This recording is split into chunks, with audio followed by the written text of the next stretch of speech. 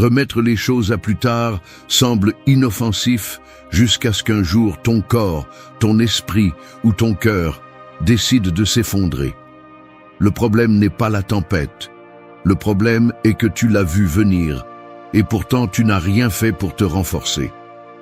C'est ainsi que fonctionne la procrastination. Elle te trompe avec un faux calme pendant que l'usure s'accumule à l'intérieur. Et quand finalement elle explose, il n'y a plus d'excuses qui tiennent, car le prix tu le paies avec ta santé, ton énergie et la vie que tu as laissé passer. Le stoïcisme enseigne que la discipline n'est ni un luxe ni un caprice, c'est un bouclier contre le chaos. Et si tu n'apprends pas à te mettre en premier, d'autres décideront pour toi ce qui est important et ce qui ne l'est pas. Le monde ne va pas s'arrêter pour te demander si tu es prêt. La vie ne va pas attendre que tu trouves le moment parfait. L'effondrement arrive quand tu es le plus faible, et il te trouve toujours sans protection. C'est pourquoi se procrastiner n'est pas une habitude innocente, c'est un acte d'abandon envers soi-même. La réalité est simple, personne ne viendra te sauver. Personne ne portera le poids que tu décides de laisser pour demain. Soit tu prends aujourd'hui le contrôle de ta vie, soit tu deviens l'esclave des urgences, des caprices des autres et de l'inertie qui détruit en silence. Apprendre à te prioriser n'est pas de l'égoïsme, c'est de la survie. C'est avoir le courage de dire assez avant que le corps ne crie, avant que l'esprit ne se brise et avant que l'âme ne s'éteigne. 1. Renforce-toi avant que la tempête n'arrive. Un guerrier n'aiguise pas son épée en plein combat, il le fait dans le calme de l'aube, quand il n'y a encore aucun ennemi en vue. Parce qu'il sait qu'attendre le dernier moment, c'est perdre la guerre avant de la commencer. La vie fonctionne de la même manière. Si tu ne renforces pas ton esprit, ton corps et ton âme, avant que la difficulté n'arrive, quand le combat apparaîtra, tu seras déjà vaincu.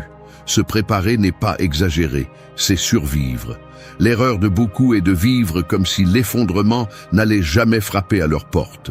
Ils repoussent le repos, repoussent les limites, repoussent la discipline, jusqu'à ce qu'un jour, le corps s'éteigne, l'esprit soit saturé et l'âme se sente vide. Là, ils comprennent trop tard que se repousser n'est pas une simple habitude, c'est un suicide lent. Renforce-toi maintenant, pendant que tu as des forces, parce que quand la tempête arrivera, tu n'auras pas de marge de réaction. Le stoïcisme enseigne que la véritable force ne se construit pas quand tout est facile, mais quand tu choisis de t'entraîner dans les moments tranquilles. Sénèque disait que nous devons nous préparer à l'adversité même dans l'abondance. Et c'est vrai, parce que la vie ne demande pas si tu es prêt, elle frappe simplement. Celui qui s'est préparé résiste. Celui qui s'est trompé en repoussant se brise. Arrête d'attendre d'être au bord du gouffre pour prendre soin de toi. La discipline est le mur que tu construis avec de petites briques quotidiennes. Dormir suffisamment, nourrir ton corps avec ce qu'il faut, entraîner ton esprit avec des lectures et des réflexions, apprendre à mettre de l'ordre dans tes pensées. Personne ne s'effondre à cause d'un grand coup, mais à cause de milliers de négligences qui s'accumulent. Chaque fois que tu te dis « je commence demain », tu affaiblis ton mur. Chaque fois que tu ignores tes signaux internes, tu ouvres une nouvelle fissure. Renforce-toi en reconnaissant tes vulnérabilités. Celui qui se croit invincible est le premier à tomber. Celui qui accepte qu'il a des points faibles est celui qui les renforce à temps. Observe ta vie. Quelle partie de toi est au bord de l'effondrement? Ton corps qui demande du repos, ton esprit qui demande du silence, ton cœur qui demande des limites. Écoute ces signaux, parce que ce qui aujourd'hui se ressent comme de la fatigue, demain se transformera en maladie. Ce qui aujourd'hui est du bruit mental, demain sera de l'anxiété. Ce qui aujourd'hui est un malaise émotionnel, demain sera du vide. Celui qui repousse vit comme un esclave de ses excuses, attendant le moment parfait qui n'arrive jamais. Celui qui se renforce vit comme le maître de son destin, construisant chaque jour la capacité de résister à tout. Tu décides si tu veux être de ceux qui se brisent au premier assaut ou de ceux qui restent debout pendant que les autres tombent. La différence ne réside pas dans la chance ou le hasard, mais dans la préparation. Alors arrête de te tromper avec des phrases confortables comme « j'aurai le temps » ou « ce n'est pas si grave ». Renforce-toi aujourd'hui. Fais-le dans le silence, dans le petit, dans ce qui semble insignifiant, parce que c'est là que se forge la véritable résistance. Rappelle-toi du guerrier. Sa victoire ne commence pas sur le champ de bataille, elle commence bien avant quand il se prépare en solitude. Et tu n'es pas différent, la tempête arrivera, et quand elle arrivera, elle te trouvera prêt ou elle te balayera. Il n'y a pas de juste milieu. 2. Fais de tes limites un bouclier impénétrable. Un château sans murailles ne dure pas une nuit, car n'importe quel envahisseur entre sans résistance et ravage tout. Il en va de même pour toi lorsque tu ne fixes pas de limites. N'importe qui franchit ton espace, n'importe qui dicte tes priorités, n'importe qui consomme ton énergie.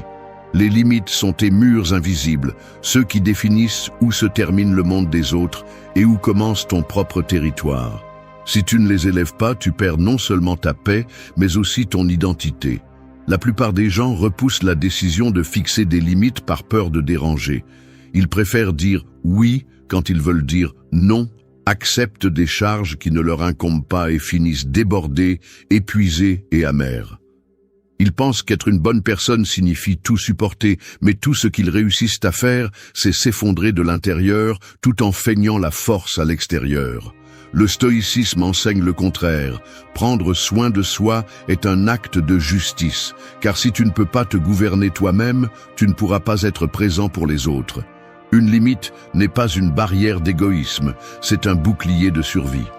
C'est dire « voici ce que je permets et voici ce que je ne tolère pas ». Si tu laisses n'importe qui marcher sur ton calme, bientôt tu n'auras plus rien pour toi. Et quand il ne te reste plus rien, apparaît le collapsus physique, mental et émotionnel. Les stoïciens parlaient de vivre en accord avec la nature, et une partie de cette nature est de protéger l'essentiel, ton énergie, ton temps, ta paix. Ne confonds pas patience avec passivité. Ne confonds pas bonté avec servitude. Si tu acceptes constamment ce que tu ne veux pas, tu renonces à ta propre valeur. Chaque fois que tu te tais quand tu devrais parler, ton bouclier se fissure. Chaque fois que tu supportes ce qui te détruit, tu donnes une partie de toi à celui qui ne sait pas te respecter. Et personne d'autre que toi ne peut réparer ce dommage. La limite se construit avec des actions claires, pas avec de longues explications. Un non ferme pèse plus que 100 excuses. Un silence, face à ce qui ne mérite pas de réponse, vaut plus qu'une dispute sans fin. Ton bouclier n'a pas besoin de décoration, il a besoin de solidité. Et cette solidité naît de ta discipline intérieure, savoir ce que tu acceptes, ce que tu ne tolères pas et ce que tu défends comme sacré. Celui qui ne fixe pas de limites vit en guerre constante, épuisé par des batailles qu'il ne devrait pas mener. Celui qui les établit fermement choisit ses combats et conserve sa force pour ce qui compte vraiment. La limite n'est pas contre les autres, elle est en ta faveur. C'est te rappeler chaque jour que ta vie a de la valeur et que personne n'a le droit de l'épuiser sans ton permission. Le prix de ne pas fixer de limites est toujours plus élevé que celui de déranger les autres. Oui, il y aura des gens qui seront contrariés, il y aura des gens qui te traiteront d'égoïste ou de froid. Mais ce qu'ils voient comme de l'égoïsme, c'est en réalité ta survie. Et si tu dois choisir entre supporter leur inconfort ou supporter ton effondrement, la décision devrait être claire. Les stoïciens comprenaient que le contrôle est en nous, pas dans l'opinion des autres. Ton bouclier de limite est l'expression la plus directe de ce contrôle. Personne ne peut le franchir sans ton consentement. Personne ne peut le démolir si tu ne le permets pas. C'est ton devoir de le maintenir debout. Alors, demande-toi, veux-tu être un château ouvert où n'importe qui entre et ravage, ou veux-tu être une forteresse qui ne laisse entrer que ce qui ajoute et protège ce qui compte? Ta paix n'est pas négociable, ton énergie n'est pas gratuite. Ta vie n'est pas un terrain libre pour n'importe qui. Fais de tes limites ton bouclier impénétrable et tu verras comment la tempête se heurte à tes murs sans te renverser. 3. Prends ta place sans demander la permission. Un lion ne demande pas la permission de rugir dans la jungle. Il ne demande pas s'il peut occuper le sol sur lequel il marche, ni ne demande si sa voix dérange quelqu'un. Il est simplement. Et dans cet être se trouve son pouvoir. En revanche, beaucoup d'entre nous vivent comme si nous avions besoin de l'approbation constante des autres pour occuper un espace qui nous appartient déjà. C'est l'erreur. Attendre une validation qui n'arrive jamais pendant que la vie passe et que nous restons réduits à des spectateurs de notre propre chemin.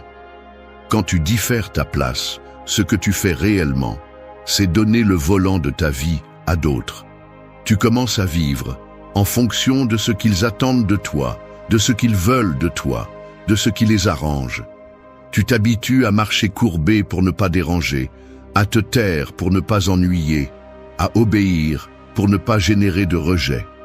Mais ce prix est trop élevé. Tu perds ton essence, ta force et ta liberté. Le stoïcisme enseigne que la dignité réside dans le fait de se gouverner soi-même, non pas dans le fait d'être esclave des opinions extérieures. Marc Aurèle a écrit que ta valeur ne dépend pas de ce que les autres pensent, mais de ce que tu fais avec ta propre raison. Alors, quel sens y a-t-il à demander la permission d'exister si tu es déjà responsable de ta propre vie? Tu n'as pas besoin d'approbation pour être qui tu es. Tu as besoin de courage pour le soutenir sans te plier. Prends ta place avec fermeté, car personne ne le fera pour toi. Le monde est plein de personnes prêtes à profiter de ton insécurité pour imposer leur volonté. Si tu ne marques pas ton territoire, quelqu'un d'autre l'occupera sans hésiter. Et ils ne le feront pas nécessairement par méchanceté, ils le feront parce que tu as laissé l'espace libre. Au final, celui qui ne défend pas ce qui est à lui finit par vivre la vie conçue par d'autres. Arrêter de demander la permission ne signifie pas être arrogant ou piétiner les autres. Cela signifie reconnaître que tu n'as pas besoin de justifier ton droit d'être ici. Tu n'as pas à t'excuser pour tes décisions si elles sont issues de ta raison et de ta discipline. Tu n'as pas à expliquer au monde chaque pas que tu fais. Ta place se gagne avec des actes, avec de la constance, avec de l'intégrité. Quand tu comprends cela, ta présence cesse d'être une supplication et devient une déclaration. Pense à combien d'opportunités tu as perdues en attendant l'approbation. Combien de silences tu as avalé par peur du jugement. Combien de rêves tu as enterrés parce que quelqu'un a dit que tu n'étais pas assez. Chaque fois que tu as fait cela, tu as cédé ta place. Et le pire, c'est que personne ne l'a occupée pour la protéger. Ils l'ont occupée pour te contrôler. Ça suffit. Le coût de demander une permission éternelle est trop élevé. Ils te volent la vie pendant que tu respires encore. L'homme ou la femme qui décide de prendre sa place commence à vivre avec une autre force. Il ne négocie plus sa dignité. Il ne s'agenouille plus devant les attentes des autres. Il ne s'excuse plus pour être qui il est. Sa présence dérange les faibles, mais inspire ceux qui cherchent leur propre force. C'est le pouvoir de l'authenticité. Il ne demande pas la permission, il existe simplement avec solidité. Demande-toi, veux-tu continuer à être un invité dans ta propre vie ou veux-tu t'asseoir à la table principale de ton destin? Personne ne va te donner cette place avec des fleurs. Tu dois l'occuper toi-même, sans hésitation, sans excuse. Comme le lion qui rugit parce que c'est dans sa nature, tu as aussi le droit de rugir, d'exister, de décider. Prends ta place aujourd'hui, car chaque jour que tu la diffères est un jour qui ne revient jamais. 4. Choisis tes batailles et garde ton énergie. Un feu ne s'éteint pas parce qu'il manque de bois immédiatement, mais parce qu'il est gaspillé en l'alimentant avec des branches humides qui n'allument rien. C'est ainsi que fonctionne ton énergie. Limitée, précieuse, et pourtant la plupart la brûlent dans des guerres qu'ils n'auraient jamais dû combattre. Toutes les discussions ne méritent pas ta voix, toutes les offenses ne méritent pas ta réponse, toutes les personnes ne méritent pas ton temps. Si tu n'apprends pas à choisir tes batailles, tu finiras épuisé avant la véritable guerre. Se procrastiner signifie aussi cela, s'épuiser dans le trivial, pendant que l'important attend. Tu te bats pour ce qui n'en vaut pas la peine. Tu t'épuises à te justifier. Tu t'épuises à essayer de prouver quelque chose à ceux qui ne le reconnaîtront jamais. Et quand enfin arrive un véritable défi, tu n'as plus de force. C'est comme un soldat qui gaspille ses flèches en tirant sur des ombres au lieu de les garder pour l'ennemi qui peut vraiment le blesser. Le stoïcisme enseigne à distinguer ce qui est sous ton contrôle de ce qui ne l'est pas. C'est la clé pour choisir tes batailles. Tu ne peux pas contrôler la langue venimeuse de celui qui te critique, mais tu peux contrôler si tu lui réponds ou non. Tu ne peux pas contrôler que quelqu'un essaie de te provoquer, mais tu peux décider de ne pas entrer dans son jeu. Tu ne peux pas éviter qu'il y ait des difficultés, mais tu peux gérer ton énergie pour les affronter calmement. Chaque fois que tu réagis automatiquement à tout ce qui te dérange, tu donnes une partie de toi. Comme l'eau qui s'échappe entre les doigts, ta force se disperse et ton intérieur se vide. Il ne s'agit pas de devenir indifférent, il s'agit d'être stratégique. Demande-toi avant de réagir. Est-ce que cela compte vraiment dans ma vie ou est-ce juste du bruit? Si la réponse est que cela n'a pas d'importance, ne donne pas ton énergie. Choisir tes batailles ne signifie pas être faible, cela signifie être intelligent. Les faibles sont ceux qui réagissent à tout, ceux qui ont besoin de répondre toujours, ceux qui ne savent pas se taire ni lâcher prise. Les forts, en revanche, savent que leur force est limitée et la préservent comme de l'or. Ils choisissent quand parler, quand agir, quand combattre et surtout, quand se taire. Le silence est aussi une arme, un bouclier qui désarme celui qui essaie de t'entraîner dans son chaos. Combien de fois t'es-tu senti épuisé par des discussions inutiles? Combien de fois as-tu fini sans énergie après avoir donné des explications que personne n'a appréciées? C'est du gaspillage, pas de la stratégie. La vie ne consiste pas à gagner contre tout le monde, mais à rester fort pour les moments où tu as vraiment besoin de toute ta force. Le guerrier sage ne se bat pas par orgueil, il se bat par nécessité. Et il gagne parce qu'il arrive au combat avec toute son énergie intacte. Rappelle-toi ceci, tu ne peux pas construire ta vie si tu es occupé à te détruire dans des batailles insignifiantes. Chaque oui que tu donnes à ce qui n'a pas d'importance est un non que tu donnes à ce qui peut transformer ton chemin. Chaque fois que tu tombes dans des provocations, tu abandonnes ta discipline. Chaque fois que tu donnes ta paix pour un moment de réaction, tu recules dans ton but. Alors garde ton énergie, fais-la valoir, choisis tes batailles avec la froideur d'un stratège et la fermeté d'un stoïcien. Quand viendra le moment de combattre, tu auras toute ta force. Et en attendant, ton silence, ton calme et ta clarté seront la preuve que ta vie n'est pas à la merci de n'importe qui. Parce que celui qui gaspille son énergie en tout, à la fin n'a rien. Mais celui qui la protège devient invincible. 5. Ferme la porte à celui qui ne respecte pas ta paix. Un jardin peut être rempli de belles fleurs, mais si tu laisses la porte ouverte à celui qui entre avec des pas lourds, il ne restera bientôt plus rien que de la terre piétinée. Il en va de même pour ta vie.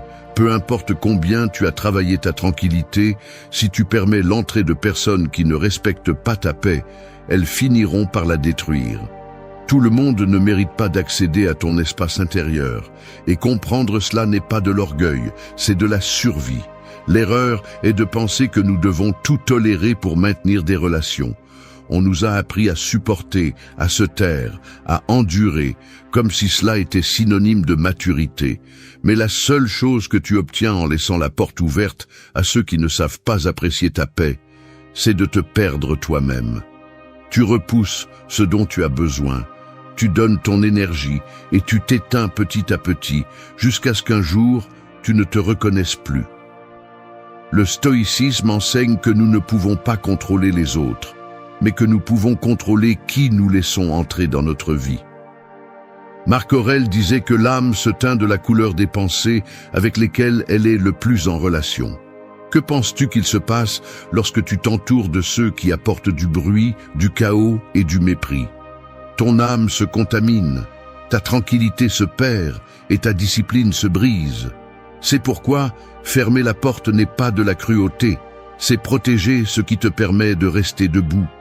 Pense à toutes les fois où tu as dû te recomposer après une conversation avec quelqu'un qui ne savait que te blesser. Souviens-toi de la fatigue que tu as ressentie après avoir toléré des manques de respect déguisés en blagues. Ce malaise qui se transforme en anxiété silencieuse est la preuve que ta paix n'est pas prise en compte. Jusqu'à quand comptes-tu continuer à permettre aux autres de détruire ce que tu as de plus précieux?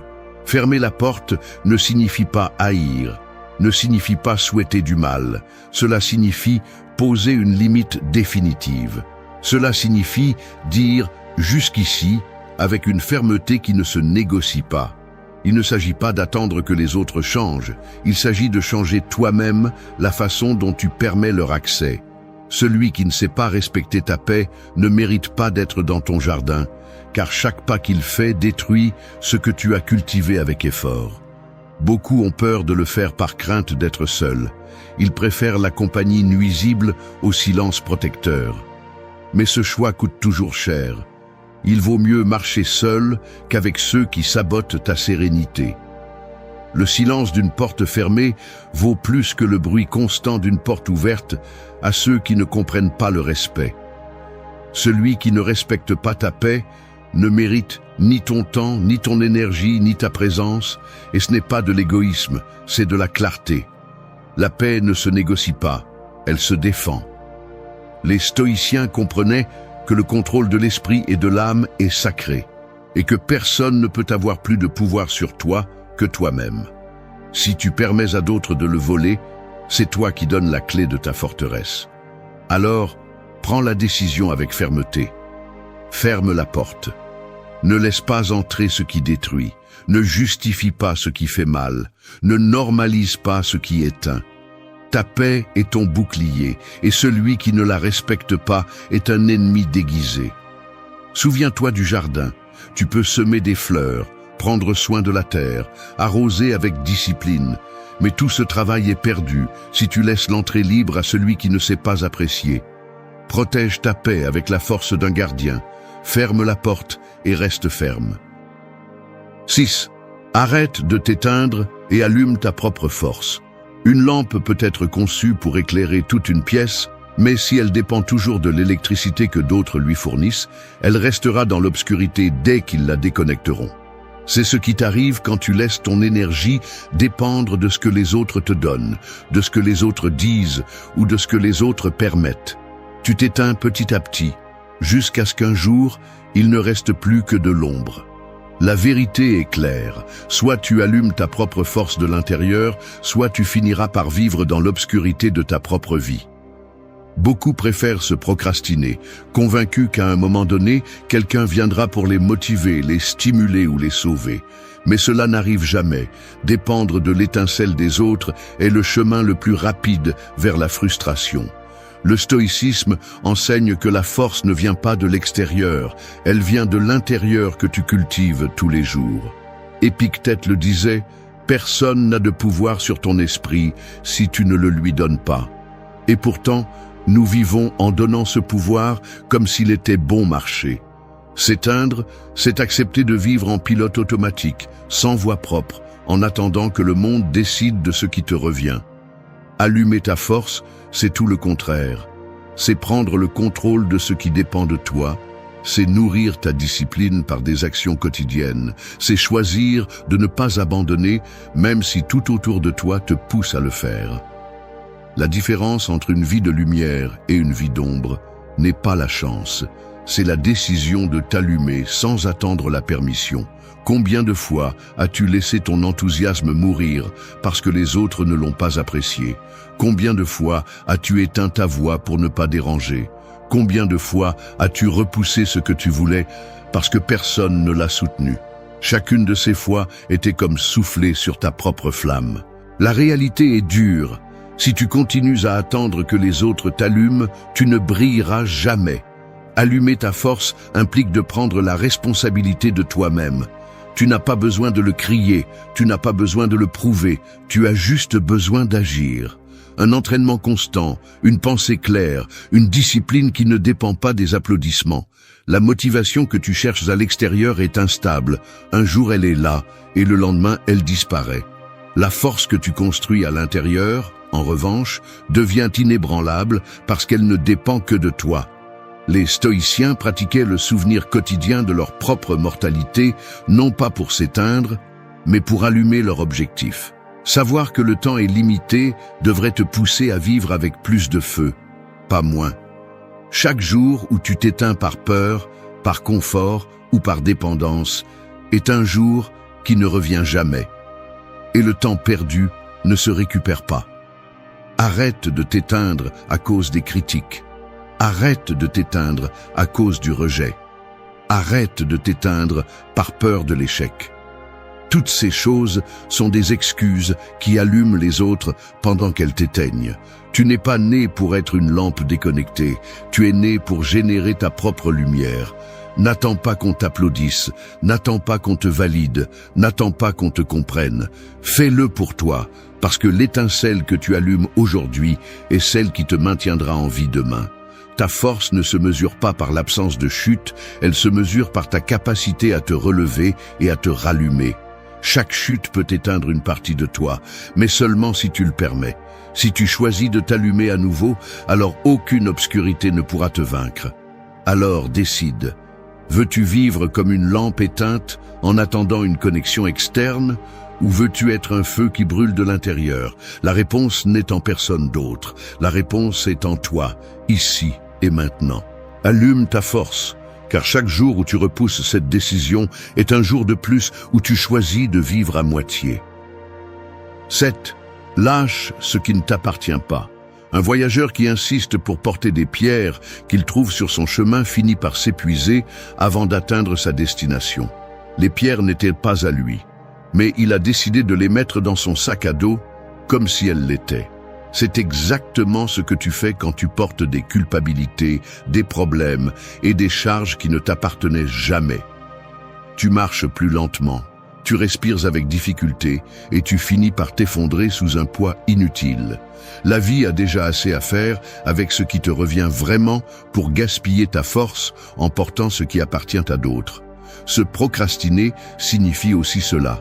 Retarder ta propre progression parce que tu es pris au piège dans des responsabilités, des conflits et des émotions que tu n'aurais jamais dû adopter. Tu acceptes ce que les autres jettent sur tes épaules par peur de dire non, par peur de décevoir, ou simplement parce que tu ne sais pas différencier ce qui est à toi de ce qui appartient aux autres. Mais chaque fois que tu le fais, tu perds de l'énergie que tu pourrais utiliser pour toi-même.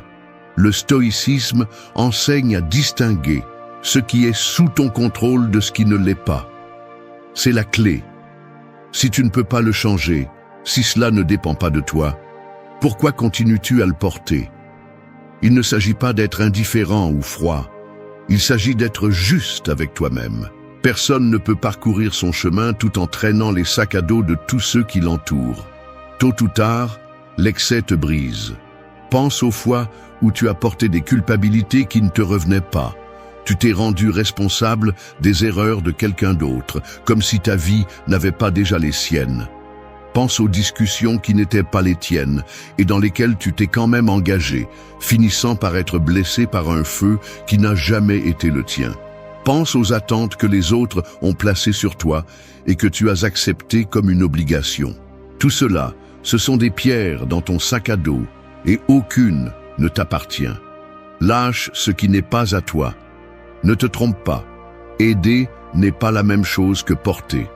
Tu peux tendre la main sans avoir à porter sur ton dos ce qui revient à l'autre. Tu peux écouter sans absorber. Tu peux être présent sans permettre qu'il détruise ta paix. La véritable force n'est pas de tout supporter, c'est de savoir lâcher à temps. Le problème est que beaucoup confondent résistance et soumission. Ils pensent que être fort signifie supporter n'importe quoi, même ce qu'ils ne devraient pas. Mais les vrais forts savent que leur énergie n'est pas infinie, qu'ils doivent la réserver pour ce qui est vraiment sous leur contrôle. Celui qui essaie de tout porter finit par se briser, tandis que celui qui lâche ce qui appartient aux autres avance plus léger, plus libre et plus concentré. Les stoïciens ne s'accrochaient pas à ce qui ne dépendait pas d'eux parce qu'ils comprenaient que le faire signifiait perdre la sérénité. Tu devrais faire de même. Lâche la rancœur qui ne change pas le passé, lâche les critiques qui ne construisent rien, lâche les responsabilités que les autres essaient de t'imposer pour se soulager. Tu n'es pas né pour porter le monde sur ton dos. Tu es né pour marcher ton propre chemin avec assurance. Demande-toi aujourd'hui même, combien de pierres portes-tu qui ne te reviennent pas? Combien de ta fatigue ne vient pas de tes luttes, mais des luttes des autres que tu as portées comme si elles étaient des tiennes? Chaque réponse est une pierre de plus dans ton sac à dos. Et si tu ne les lâches pas, l'effondrement est inévitable. Lâche ce qui ne t'appartient pas, car c'est la seule façon d'avoir de la force pour ce qui compte vraiment. Ta vie n'a pas besoin de poids supplémentaire, elle a besoin de clarté. Le voyageur qui comprend cela va plus loin, tandis que celui qui porte des pierres finit par être pris au piège sur le chemin. Aujourd'hui est le moment de alléger ta charge et de continuer à avancer plus léger et plus fort. 8. Lève-toi aujourd'hui et fais-le pour toi-même. Une horloge n'attend pas que quelqu'un la remonte pour marquer les heures. Elle suit son cours parce qu'elle a été conçue pour bouger. Tu as aussi été conçu pour avancer, mais beaucoup restent immobiles en attendant que quelqu'un d'autre les pousse, que la motivation parfaite arrive, que l'approbation externe apparaisse. Et pendant qu'ils attendent, la vie continue sans eux. La vérité est dure. Soit tu te lèves aujourd'hui par toi-même, soit tu continues à repousser jusqu'à ce que le temps te rattrape. La procrastination est le poison le plus silencieux. Elle te convainc que demain sera plus facile, que tu auras plus de force plus tard, qu'un autre jour sera le bon. Mais ce demain n'arrive jamais. Ce qui arrive, c'est la fatigue accumulée, la frustration de n'avoir rien fait et la culpabilité de t'être trahi toi-même. Le stoïcisme enseigne que le moment d'agir est toujours maintenant, car le présent est la seule chose que tu possèdes réellement. Tout le reste est illusion. Lève-toi aujourd'hui même si tu n'en as pas envie. Personne ne viendra te sauver de ton inertie. Personne ne marchera pour toi le chemin que tu sais devoir parcourir. Tu peux t'entourer de conseils, de livres, de discours inspirants, mais à la fin, c'est toi qui fais le pas, où il n'est pas fait. C'est la vérité que beaucoup évitent d'accepter. La vie ne se transforme pas par la pensée, mais par des décisions accompagnées d'actions. Fais-le pour toi, pas pour prouver quoi que ce soit à quiconque. Si ta force dépend des applaudissements des autres, elle s'effondrera dès que le silence arrivera. Quand tu le fais pour toi, tu construis une forteresse qui n'a pas besoin de témoins. Te lever aujourd'hui signifie te respecter, te prouver que ta parole a de la valeur, que ta discipline est réelle et que ta vie compte. Il n'y a pas d'acte de plus grand respect envers toi-même que de décider de te lever et d'agir, même si personne ne le remarque. Combien de fois es-tu resté immobile en attendant la validation des autres? Combien d'opportunités as-tu laissé passer parce que tu attendais de te sentir prêt? La réalité est que tu ne te sentiras jamais complètement prêt, car la véritable préparation vient en chemin, pas dans l'attente. Chaque jour que tu repousses est une brique de plus dans le mur qui te sépare de la vie que tu veux. Et chaque jour que tu décides de te lever est une brique de plus dans la forteresse qui te protège du chaos. Les stoïciens parlaient de l'importance de l'action comme une extension de la raison. Il ne suffit pas de savoir ce qui est juste, il faut le faire. Il ne suffit pas de reconnaître ce qui te détruit, il faut s'en éloigner. Il ne suffit pas de penser à comment s'améliorer, il faut bouger. Te lever aujourd'hui, c'est briser le cycle de la procrastination et prouver que tu as le contrôle de ta vie. N'attends pas le moment parfait. N'attends pas de ressentir la motivation. N'attends pas que tout soit aligné. Fais-le maintenant, avec ce que tu as et où tu es. Parce que si tu attends toujours, tu finiras par être un spectateur de ceux qui ont osé. Et quand la vie passera, tu ne pourras pas récupérer le temps perdu. Alors lève-toi aujourd'hui, même si c'est difficile, même si ça fait mal, même si personne ne comprend. Fais-le parce que ta vie en dépend.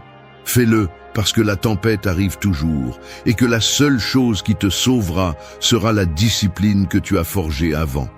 Fais-le pour toi, parce que si tu ne le fais pas, personne d'autre ne le fera. Et quand tu y arriveras, tu découvriras que la plus grande victoire n'était pas contre le monde, mais contre ta propre résistance interne. Un miroir brisé ne reflète pas ton visage. Il reflète les fissures de celui qui l'a cassé. Il en va de même pour le respect. Il ne parle pas de ta valeur, mais des fissures internes de celui qui le jette. Beaucoup pensent qu'en t'insultant, en te minimisant ou en se moquant de toi, ils parviennent à te voler ton pouvoir. Cependant, le véritable pouvoir n'a jamais été dans leurs mots, mais dans ta réaction. C'est là que se fait la différence entre être maître de soi ou esclave des impulsions. Le stoïcisme enseigne une vérité percutante. Tu ne peux pas contrôler la langue de l'autre, ni ses intentions, ni son venin. La seule chose qui est sous ton contrôle est comment tu reçois cela, ce que tu en fais, et surtout ce que tu ne permets pas de détruire en toi. C'est là la véritable bataille. Car répondre avec colère, c'est leur donner ta paix comme trophée, tandis que répondre avec calme, avec fermeté et en silence, c'est montrer clairement que ta force ne dépend de personne. Cette vidéo ne parle pas de vengeance ou de fierté blessée. Elle se concentre sur la discipline de rester imperturbable, de montrer que la plus grande humiliation pour celui qui te manque de respect est de se retrouver face à quelqu'un qui ne fléchit pas, qui ne perd pas le contrôle, qui ne se rabaisse pas à son niveau. Marc Aurèle le comprenait. Quand les autres agissent mal, c'est leur propre nature qu'ils exposent, pas la tienne. Sénèque le prévenait, le sage ne se laisse pas entraîner par la provocation. Épictète le résumait avec précision. Ce qui blesse vraiment n'est pas ce qui se passe à l'extérieur, mais ce que tu consens à l'intérieur. Ici, tu trouveras 8 leçons pratiques pour aborder le respect du point de vue stoïcien. Non pas avec faiblesse, mais avec fermeté. Non pas avec des cris, mais avec maîtrise de soi. Car le véritable respect ne se réclame pas avec des mots. Il s'inspire de la cohérence, de la sérénité et de la fermeté de celui qui se respecte lui-même avant tout le monde. Prépare-toi, car ce qui vient ne sont pas des phrases superficielles pour te rassurer, mais des armes de caractère, des stratégies de vie et des rappels que ta paix intérieure est sacrée et que personne n'a le droit de la toucher. 1. Ne réagis pas avec colère, réponds avec calme. Le feu ne s'éteint pas avec plus de feu, il s'éteint avec de l'eau. Le manque de respect fonctionne de la même manière. Si tu le confrontes avec colère, tu ne fais que raviver les flammes que l'autre a allumées, mais si tu le confrontes avec calme, cette étincelle s'éteint d'elle-même.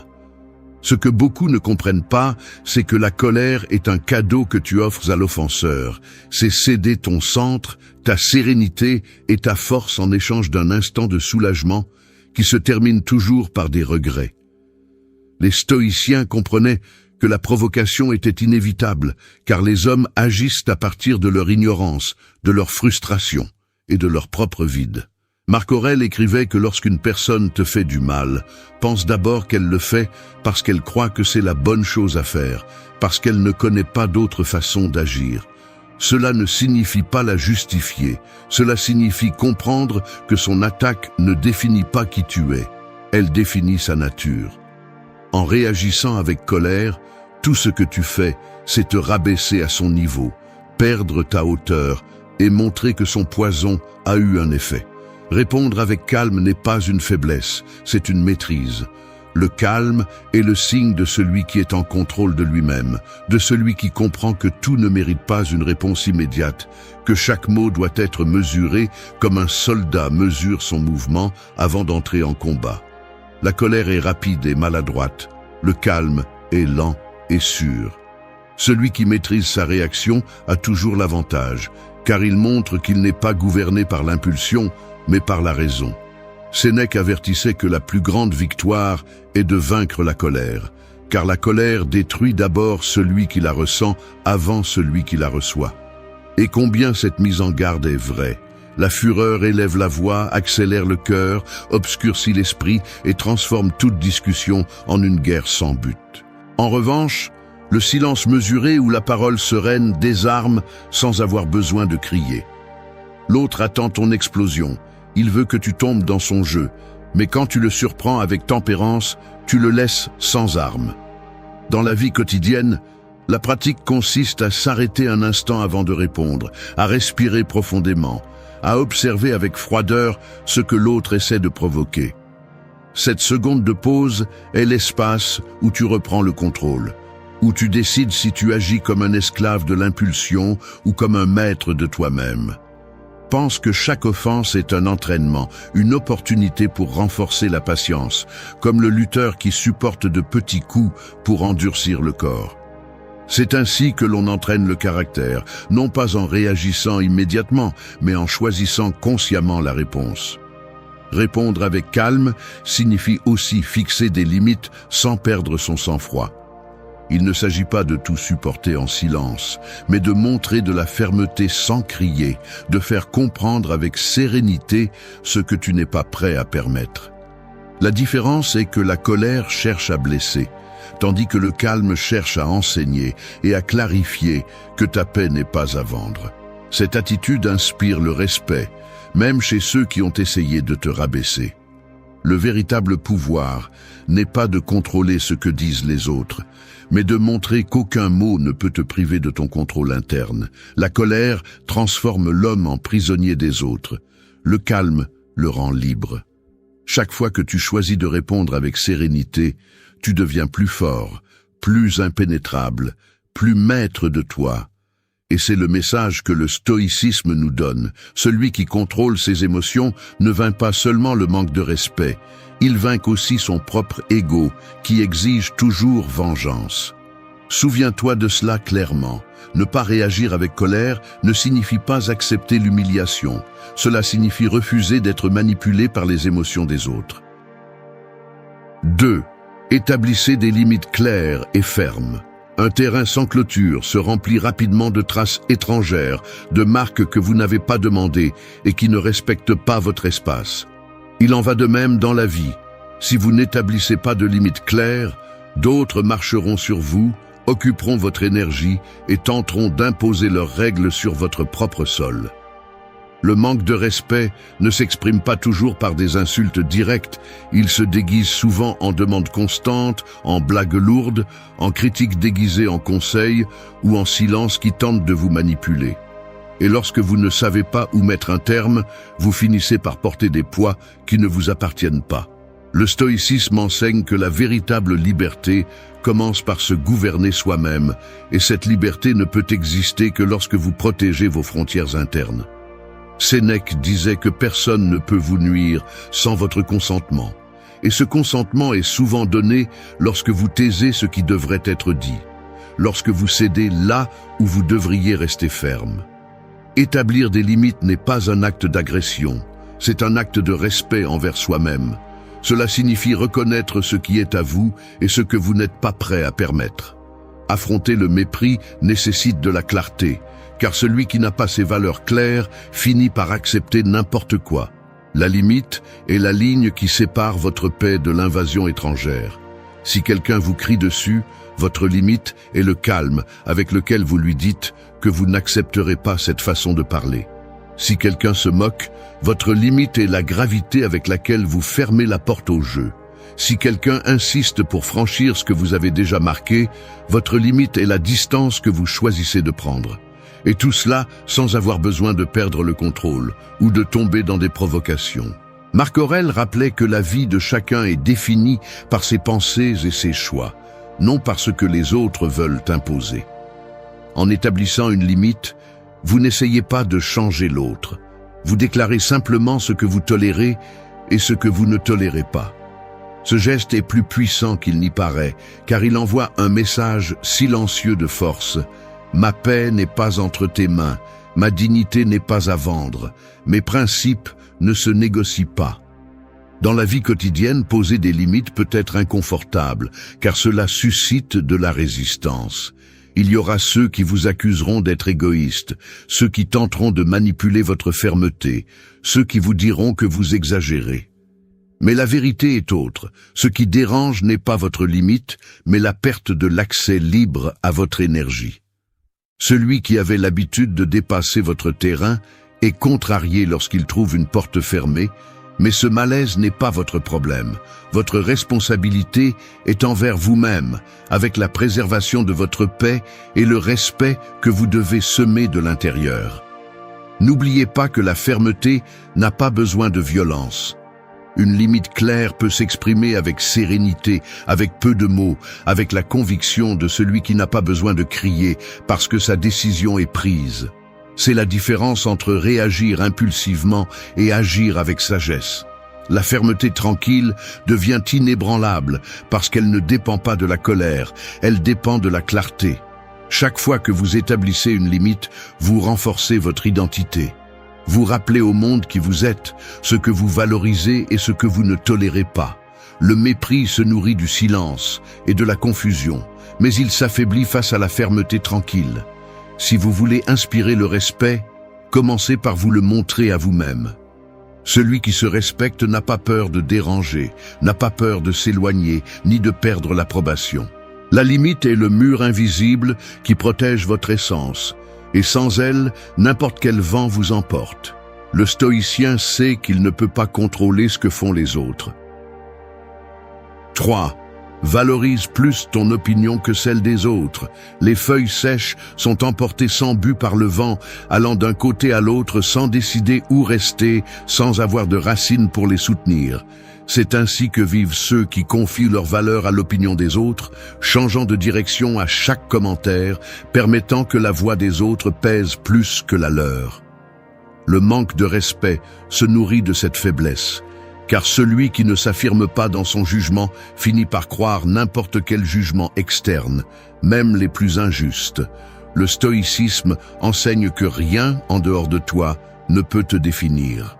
Marc Aurèle écrivait que les opinions des autres ne sont que des pensées momentanées, des ombres qui passent, sans substance réelle à moins que tu ne les acceptes. L'essence de ce que tu es est en toi, dans la façon dont tu choisis de vivre et dans la façon dont tu maintiens tes principes lorsque personne d'autre ne les reconnaît. Lorsque tu dépends de l'approbation externe, tu deviens prisonnier du bruit. Tu cherches à plaire à tout le monde, tu as peur d'être rejeté, tu ajustes ton comportement pour ne pas déranger. Ce mode de vie non seulement t'épuise, mais ouvre également la porte au manque de respect, car quiconque perçoit ton besoin d'acceptation saura te manipuler. La fragilité surgit lorsque ce que tu penses de toi-même dépend de l'écho que tu reçois de l'extérieur. La force commence lorsque ton jugement est suffisant et suffit à te soutenir. Sénèque rappelait que la plus grande richesse est de se suffire à soi-même. Cela ne signifie pas mépriser l'opinion des autres, mais ne pas en dépendre pour vivre en paix. La société est pleine de voix qui parlent depuis l'envie, le ressentiment ou l'ignorance. Leur donner du pouvoir, c'est comme boire de l'eau contaminée en espérant étancher sa soif. En revanche, lorsque ton propre avis est clair et ferme, ces voix deviennent un bruit de fond qui ne change pas ta direction. Le manque de respect est confronté à la certitude de savoir qui tu es. Une moquerie ne change pas ton identité, une insulte n'efface pas tes réalisations, une critique injuste n'invalide pas ton effort. Ce sont des reflets de ceux qui les prononcent, pas des preuves de ta valeur. En te souvenant de cela, chaque attaque devient insignifiante, car tu comprends que ta paix dépend de toi, pas de l'approbation externe. Au quotidien, cette leçon s'entraîne en prenant des décisions sans avoir besoin de demander la permission, en défendant tes valeurs même si elles ne sont pas populaires, en soutenant ta vérité même si elle dérange. Valoriser ton opinion signifie te regarder dans le miroir avec assurance et savoir que ta vie correspond à ce que tu crois être juste, même si le monde entier te contredit. Cette cohérence est la liberté, et cette liberté est la base de la force stoïcienne. Épictète l'expliquait avec force. Si tu cherches à plaire à tout le monde, tu perdras ton essence. Et son avertissement prend plus de sens aujourd'hui, à une époque où la validation se mesure en chiffres et en applaudissements. Celui qui poursuit cette approbation externe finit par se vider, car elle n'est jamais suffisante. Le stoïcien, en revanche, vit en paix en reconnaissant que son jugement interne, guidé par la raison et la vertu, est le seul qui compte vraiment. N'oublie jamais ceci. Lorsque tu accordes plus de valeur à l'opinion des autres qu'à la tienne, tu cèdes ton pouvoir. Et lorsque tu décides de faire confiance à ton jugement, tu retrouves la liberté. Le véritable respect naît de cette fermeté, de montrer par des actes que tu n'as pas besoin de la validation de personne pour rester debout. Celui qui se respecte lui-même ne s'agenouille pas devant le jugement des autres, et c'est la réponse la plus forte face au manque de respect. 4. Transforme chaque offense en un entraînement. Les poids dans une salle de sport ne sont pas là pour plaire, ils sont là pour s'opposer, pour générer de la résistance, pour forcer le muscle à grandir. De la même manière, les offenses jouent le rôle de ce fardeau qui dérange, qui fait mal, qui semble inutile, mais qui, si tu sais comment l'utiliser, devient un outil de force. Le manque de respect est un poids ajouté à ton esprit, et il n'y a que deux options. Laisser cela te briser ou l'utiliser comme un entraînement pour l'esprit et le caractère. Le stoïcisme a toujours vu dans l'adversité une opportunité de croissance. Marc Aurèle écrivait que ce qui gêne sur le chemin devient le chemin. Les offenses, les insultes, les moqueries ne sont pas des exceptions à cette règle, elles sont des épreuves conçues par la vie pour t'entraîner à la patience, au self-control et à la résilience. Si tu réagis avec colère, l'épreuve te vainc. Mais si tu réponds avec sérénité, tu démontres que ton caractère est déjà plus entraîné qu'il ne le pensait. Le manque de respect fait mal parce qu'il blesse l'ego. Mais l'ego, comme un cristal fragile, se brise au moindre coup. Le sage, en revanche, transforme ce coup en un coup de marteau qui façonne le fer. Sénèque le disait sans détour. Personne n'est plus fort que celui qui a appris à supporter ce que les autres considèrent comme insupportable. L'offense devient un exercice de résistance, une leçon de self-control. Ce n'est pas quelque chose que tu choisis de recevoir, mais c'est quelque chose que tu choisis de traiter. Chaque mot offensant peut être un miroir qui t'entraîne. Si quelqu'un te traite de faible et que tu ne l'es pas, alors cela ne t'affecte pas, parce que tu sais que ce n'est pas vrai. Si quelqu'un t'accuse de quelque chose de faux et que tu t'énerves, il y a une leçon à apprendre. Ne pas réagir à ce qui manque de fondement. Si quelqu'un pointe un défaut réel, alors l'offense est une occasion d'améliorer, de travailler sur ce que tu peux changer. Dans la vie quotidienne, transformer les offenses en entraînement signifie changer de perspective. Ne te demande pas pourquoi on t'a manqué de respect, mais demande-toi ce que tu peux entraîner en toi grâce à cela. Patience quand quelqu'un t'interrompt. Sérénité quand quelqu'un te crie dessus. Force quand quelqu'un te critique sans raison. Distance émotionnelle quand quelqu'un essaie de te manipuler. Chaque situation est une pratique, un exercice pour forger ton esprit comme l'acier est forgé dans le feu. Épictète enseignait que ce ne sont pas les choses qui nous affectent, mais l'opinion que nous avons d'elles. Appliqué au respect, cela signifie que l'offense n'a pas de pouvoir réel jusqu'à ce que tu décides de lui donner de l'importance. Si tu la vois comme un entraînement plutôt que comme une attaque, le coup perd son venin et devient un outil. C'est l'état d'esprit du guerrier stoïcien. Utiliser même ce qui est désagréable comme une ressource pour grandir. Il ne s'agit pas de tout supporter en silence, mais d'entraîner l'esprit à voir chaque manque de respect comme une opportunité de pratique. Tout comme l'athlète remercie la difficulté parce qu'elle le prépare à la compétition, l'homme ferme remercie l'offense parce qu'elle le prépare au plus grand défi de la vie. Personne ne forge la discipline dans le confort, elle se forge dans l'inconfort. Personne ne construit la résilience dans le calme, elle se construit au milieu de la provocation. Celui qui apprend à transformer les offenses en entraînement découvre un secret. Le pouvoir cesse d'être chez celui qui agresse et passe à celui qui reçoit. Parce que pendant que l'autre s'épuise à lancer du venin, tu te renforces en le transformant en leçon. Et il arrive un moment où tu n'es plus facile à offenser, parce que tu comprends que chaque coup n'est qu'un autre poids dans ton entraînement. 5. Apprenez à utiliser le silence comme stratégie. L'écho dans une montagne ne discute pas avec celui qui crie, il renvoie simplement ce qu'il reçoit puis s'évanouit. C'est ainsi que fonctionne le silence face au respect. Ce n'est pas de la lâcheté, c'est une stratégie.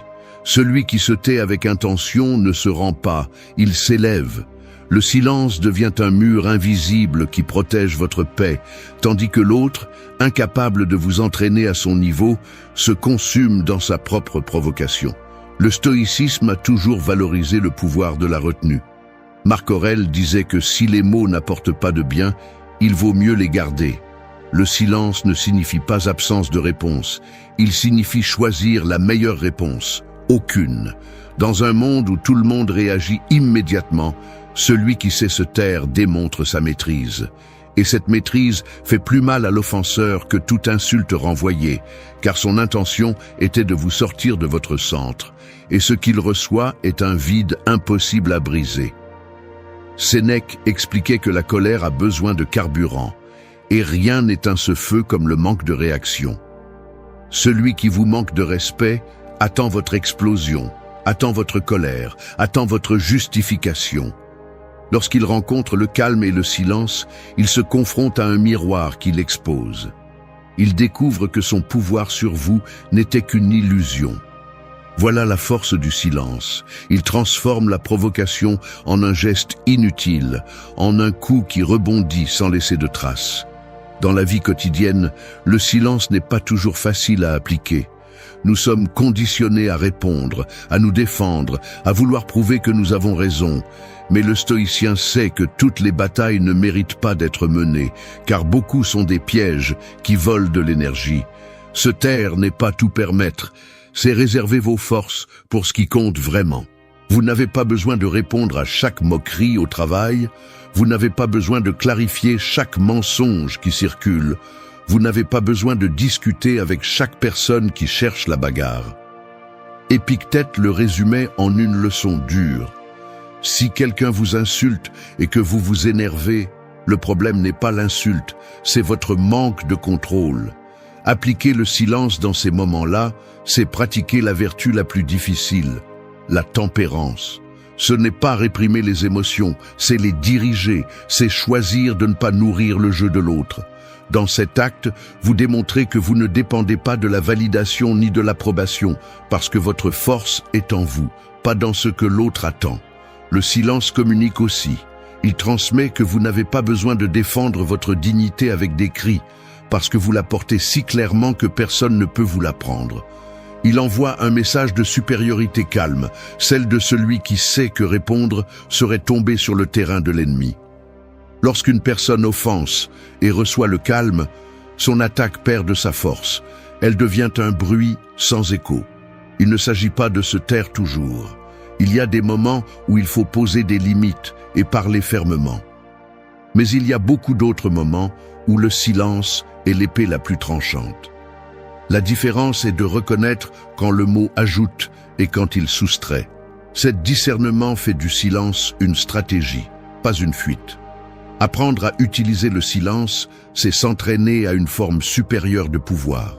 C'est transformer chaque offense en une opportunité de démontrer que vous n'êtes pas un esclave du bruit, mais un maître de votre calme.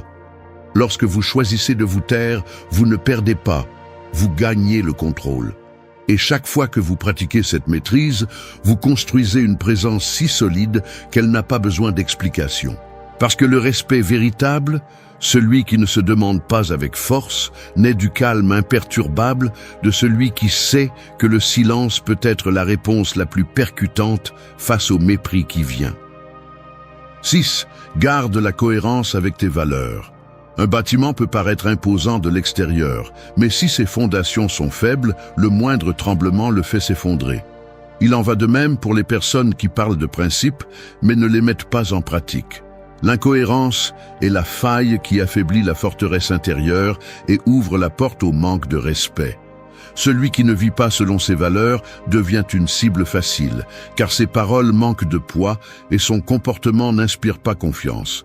Le stoïcisme enseigne que le véritable pouvoir ne réside pas dans les mots, mais dans la cohérence.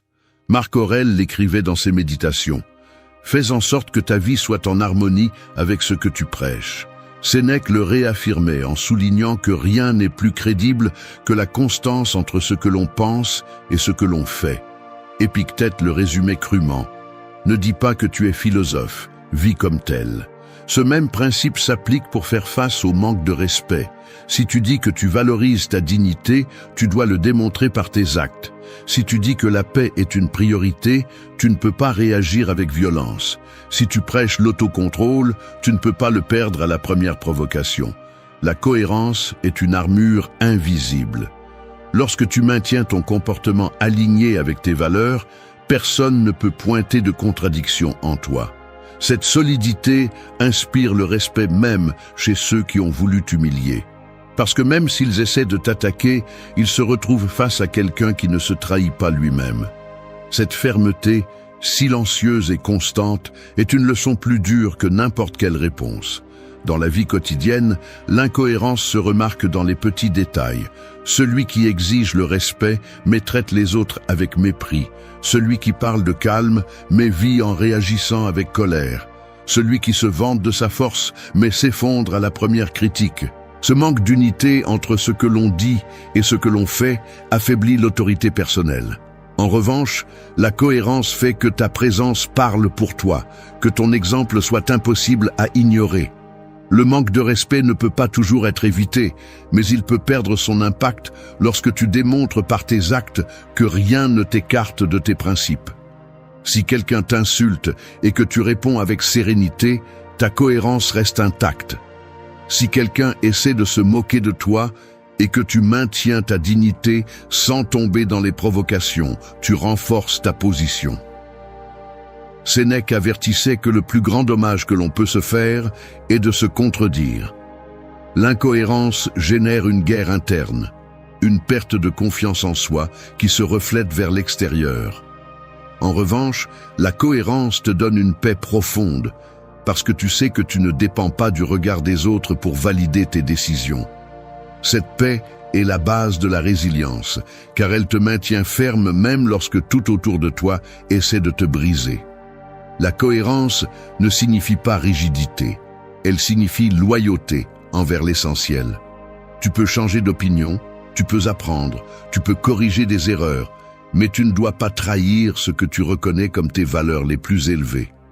La justice, la tempérance, la sagesse, le courage. Si tu guides ta vie par ces principes, chaque acte que tu fais aura de la force. Et face au manque de respect, cette force se perçoit. Parce que pendant que les autres attendent ta réaction, ce qu'ils reçoivent est une démonstration de discipline, de calme et de rectitude. Au final, la meilleure défense contre le manque de respect est de vivre de telle manière que ton comportement soit ta réponse.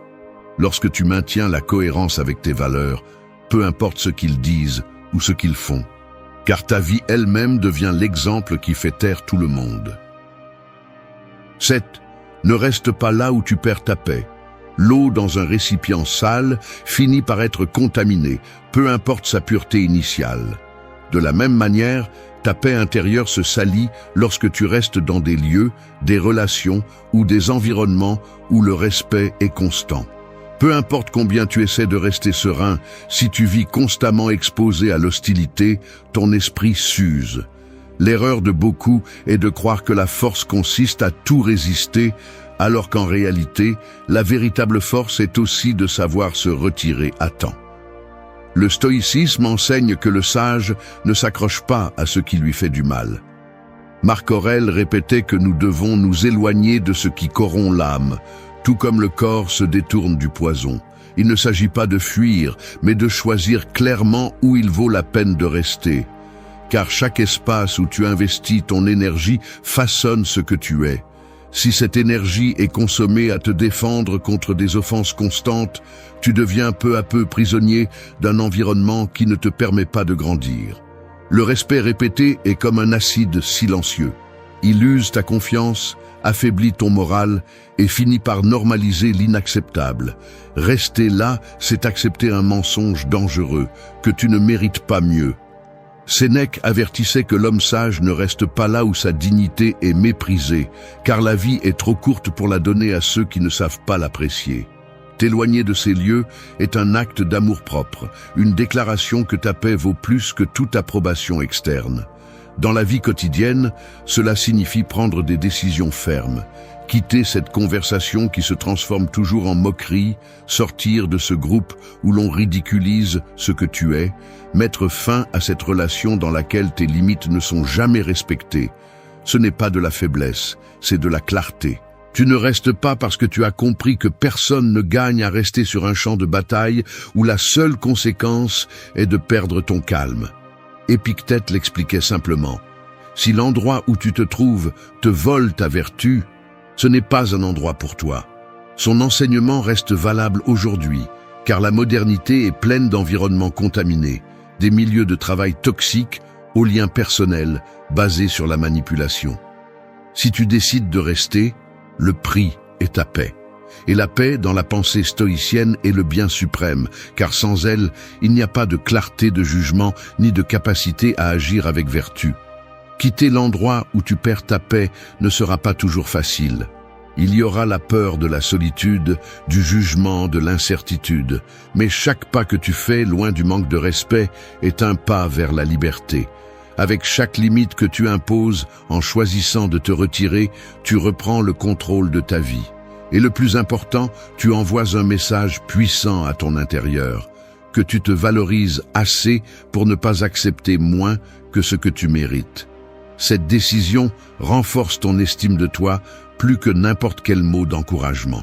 Le mépris peut apparaître n'importe où, mais y rester est un choix, et ce choix révèle combien tu te valorises. Le stoïcien comprend que se retirer n'est pas abandonner la lutte, c'est choisir des batailles dignes.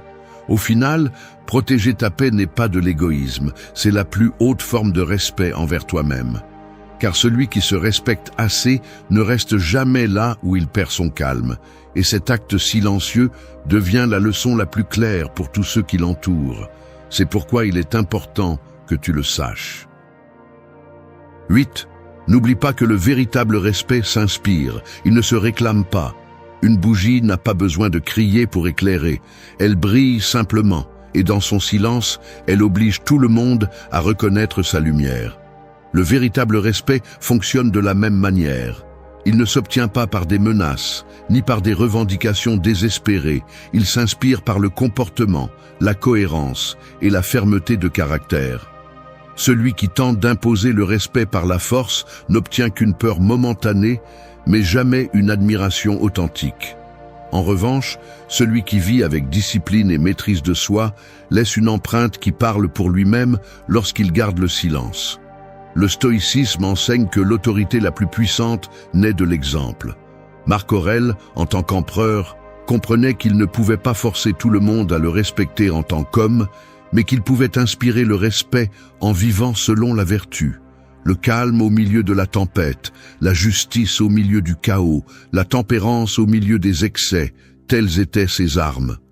Sénèque le réaffirmait en avertissant que personne ne respecte celui qui se contredit. La cohérence, plus que le titre ou la force, est la racine du respect authentique. Celui qui exige le respect à grands cris démontre un manque intérieur, car il révèle qu'il n'a pas encore appris à se respecter lui-même. Le respect commence à l'intérieur. Si tes actions contredisent tes paroles, si tes limites ne sont pas fermes, si ton comportement ne reflète pas tes valeurs, il n'y aura pas d'argument qui obligera les autres à te voir avec dignité. Mais lorsque ta vie est guidée par des principes solides, cette force se projette naturellement. Tu n'as pas besoin de convaincre qui que ce soit, car ta seule présence transmet une autorité silencieuse. Épictète l'expliquait simplement. Ne dis pas que tu es bon, vis de telle manière que personne ne puisse le nier. Transposé au sujet du respect, cela signifie que tu ne dis pas « respecte-moi ». Vis de telle manière que ta force ne permette pas qu'on t'ignore. Celui qui contrôle ses émotions, qui agit avec justice, qui établit des limites fermes, inspire le respect même chez ceux qui le rejettent. Ils peuvent parler mal, ils peuvent essayer de minimiser, mais au fond, ils reconnaissent la force de quelqu'un qui ne négocie pas son intégrité. Dans la vie quotidienne, inspirer le respect se traduit par des actes concrets. Tenir ses promesses, rester calme lorsque tout le monde perd le contrôle, traiter avec dignité même ceux qui ne la montrent pas, défendre ses limites sans violence, mais avec fermeté. Chaque geste construit une réputation qui protège plus que toute exigence. Le véritable respect n'est pas fragile, car il ne dépend pas de l'opinion des autres, il dépend de ta cohérence. Certains peuvent ne pas le reconnaître, d'autres peuvent essayer de l'ignorer, mais le temps révèle toujours la force de la discipline. Ce qui est inspiré reste, ce qui est exigé s'évanouit. Et c'est là l'enseignement stoïcien. Vis de telle manière que ton caractère soit si solide que même tes ennemis ne peuvent pas ne pas l'admettre. Souviens-toi toujours de ceci. Le respect qui compte ne se mendie pas, il s'inspire par la fermeté de ton exemple. Celui qui comprend cette leçon ne perd jamais d'énergie à exiger ce qu'il peut construire avec sa propre vie. Et en le faisant, il démontre la plus grande victoire face au respect, que sa paix, sa dignité et sa force ne dépendent de personne, seulement de la manière dont il choisit de vivre chaque jour. Une rivière polluée reste une rivière, mais tant qu'elle continue à porter les déchets que d'autres ont jetés en elle, elle ne retrouvera jamais sa pureté. Il en va de même pour ton esprit et ton cœur.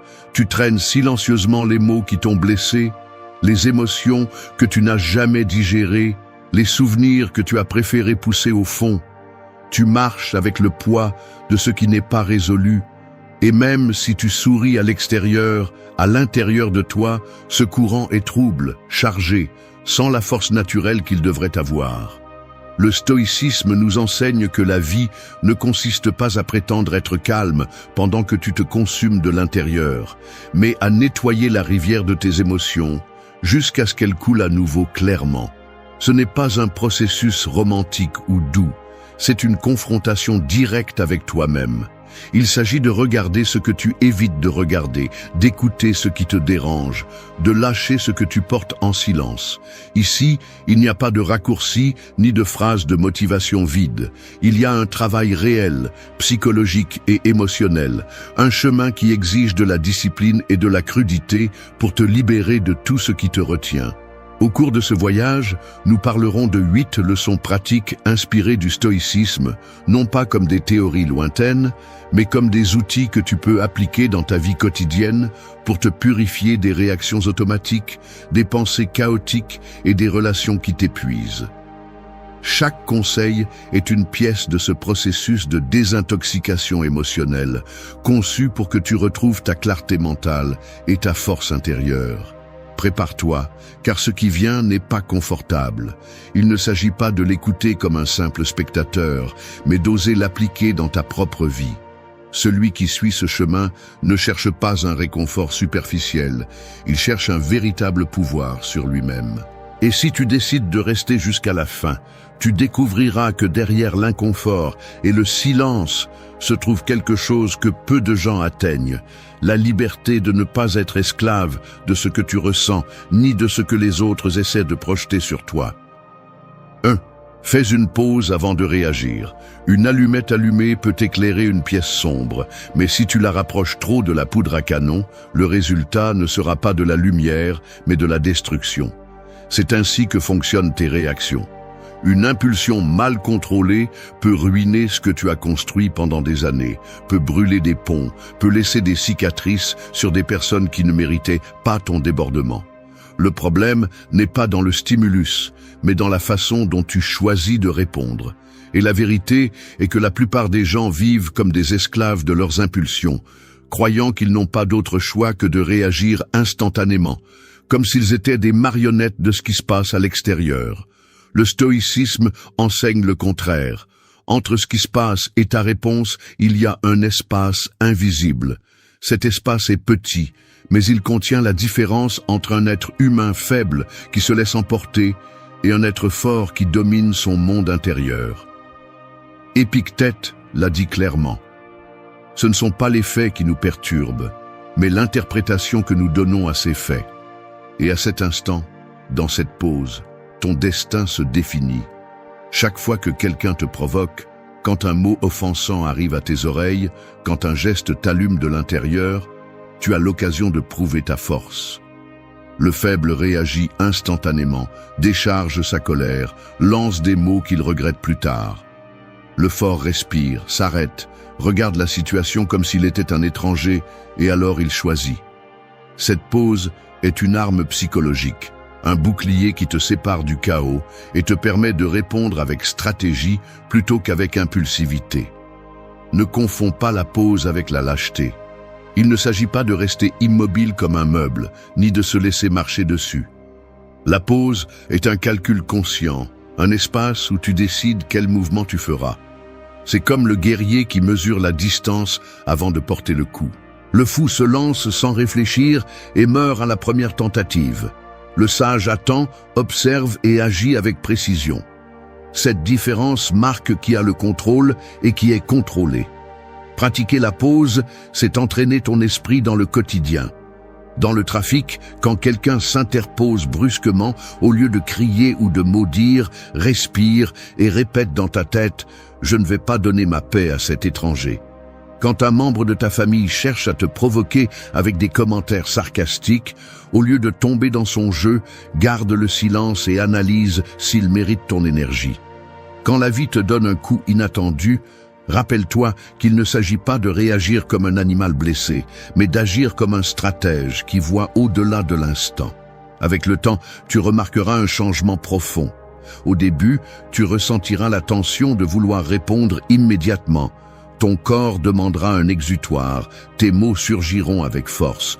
Mais si tu réussis à résister, si tu apprends à maîtriser cet instant, tu deviendras maître de toi-même. Et les gens le remarqueront. Ils remarqueront qu'ils ne peuvent pas te manipuler, qu'ils ne peuvent pas t'allumer facilement, que ton silence pèse plus que leurs cris. Ce respect ne se demande pas, il se gagne lorsque tu démontres que ta réaction n'est pas automatique, que ton esprit est entraîné pour choisir.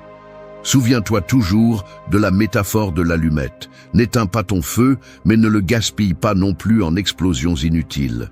Garde ton énergie pour ce qui compte vraiment.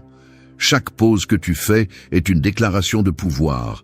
C'est un rappel que ta vie n'est pas gouvernée par ce que les autres font ou disent, mais par ce que tu décides de faire avec ce qui t'arrive. Et quand tu comprends cela, tu deviens libre. Parce qu'au final, réagir sans réfléchir, c'est être esclave du monde. Mais faire une pause, respirer et choisir fermement, c'est toujours être maître de son destin. 2. Observe tes émotions sans être elles.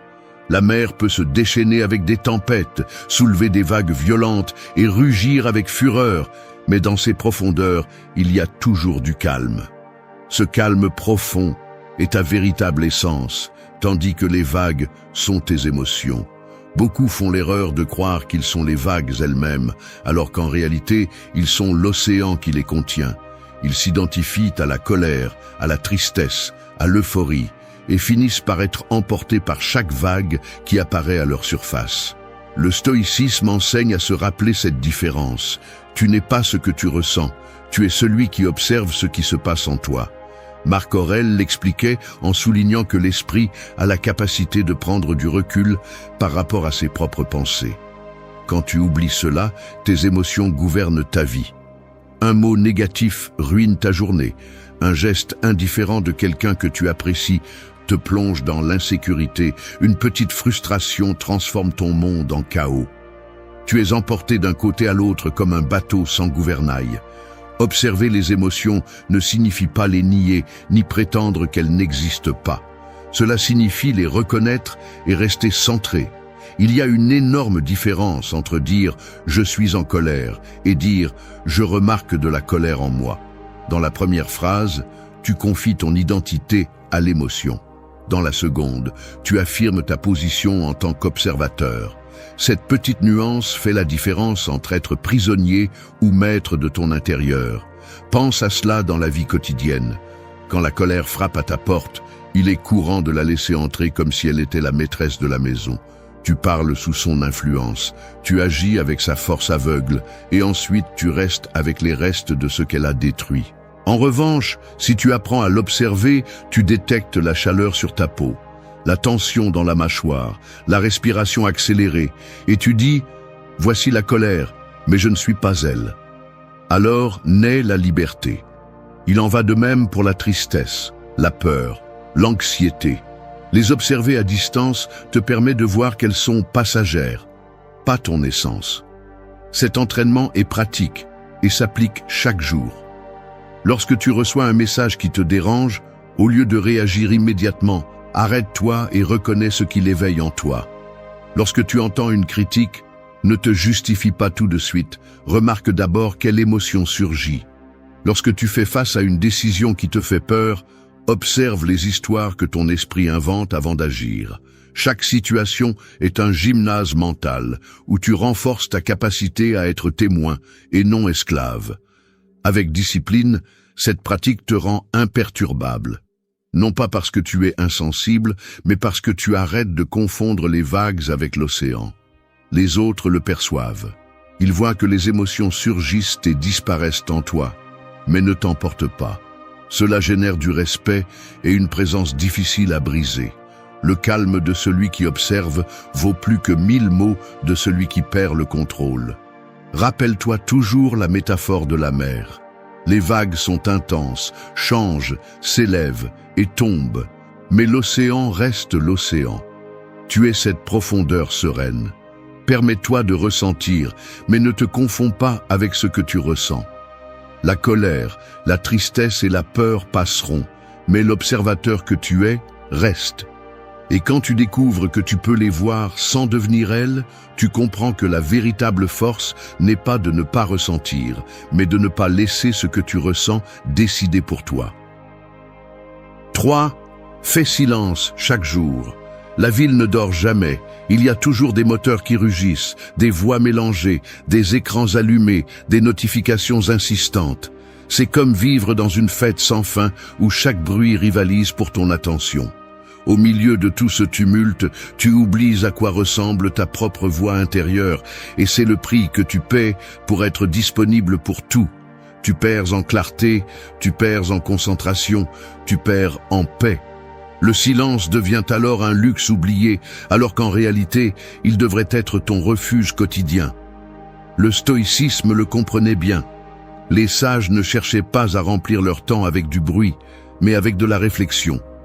Marc Aurèle écrivait en solitude pour ordonner son esprit. Sénèque insistait pour se retirer du tumulte afin de se rappeler ce qui est essentiel. Il ne s'agissait pas de mépriser le monde, mais de ne pas rester piégé en lui.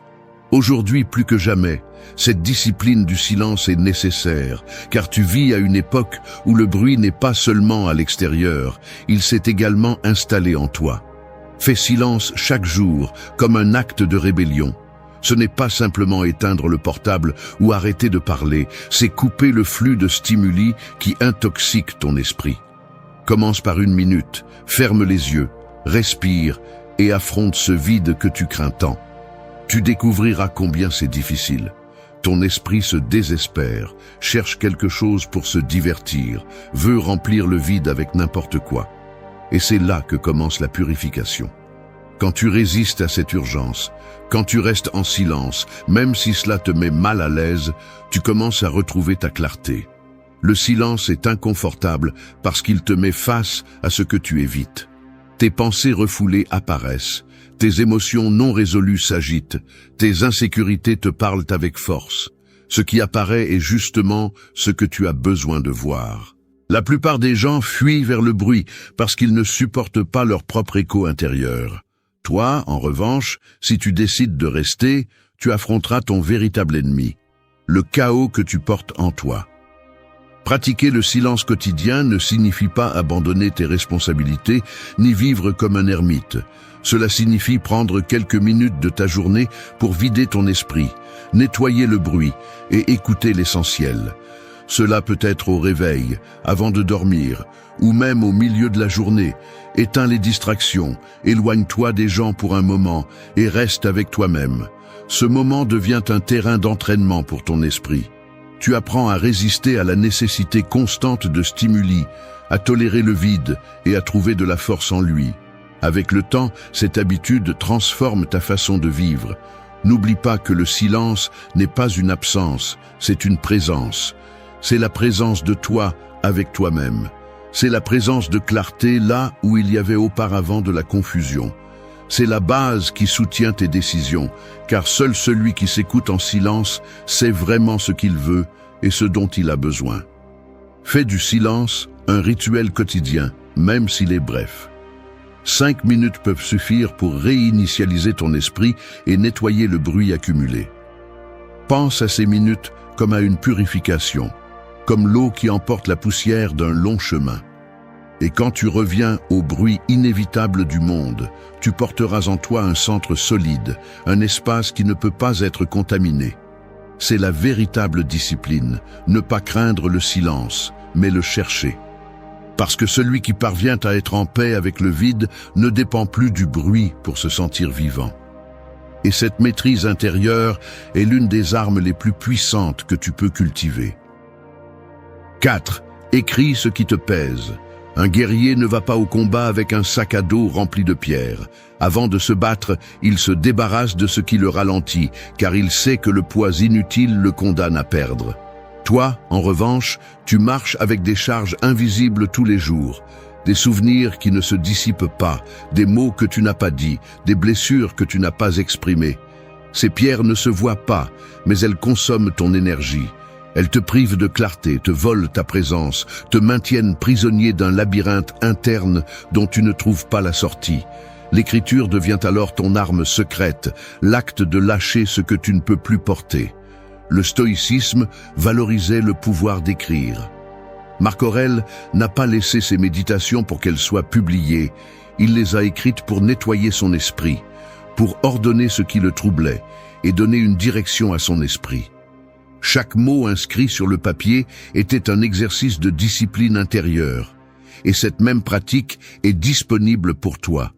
Tu n'as pas besoin d'être écrivain ni de chercher la beauté dans les phrases. Tu as besoin d'une honnêteté brutale, car le papier est un témoin muet qui ne juge ni ne contredit. Écrire ce qui te pèse, c'est ouvrir une soupape de sécurité. Ce que tu ne dis pas s'accumule comme de la fumée dans une pièce fermée, et peu à peu, elle t'étouffe. Lorsque tu le mets en mots, même de manière chaotique, tu crées une sortie. Cette feuille devient l'endroit où tu laisses ce que tu ne veux plus en toi. La colère contenue, la tristesse qui t'accompagne, les doutes qui te consument, tout peut être vidé en quelques lignes.